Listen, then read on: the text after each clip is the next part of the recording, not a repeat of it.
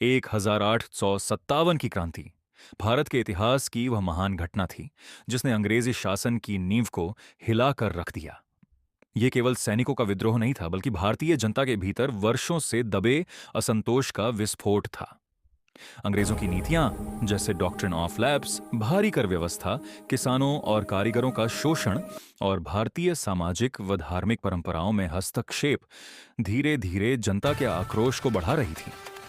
इस असंतोष को चिंगारी मिली एनफील्ड राइफल के कारतूसों से, जिनमें गाय और सुअर की चर्बी होने की अफवाह फैली और सैनिकों की धार्मिक भावनाएं आहत हुईं। 10 मई 1857 को मेरठ से यह विद्रोह शुरू हुआ और देखते ही देखते दिल्ली तक फैल गया, जहां बहादुर शाह जफर को भारत का सम्राट घोषित किया गया।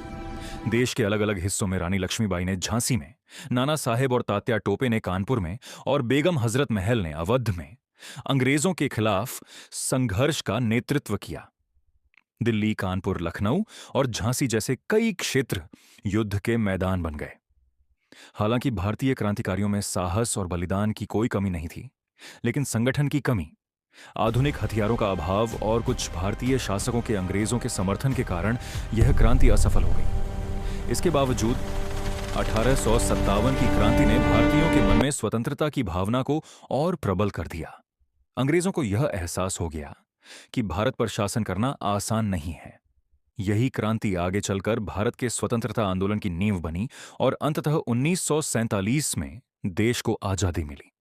इसलिए 1857 की क्रांति को भारत की स्वतंत्रता की पहली निर्णायक पुकार कहा जाता है।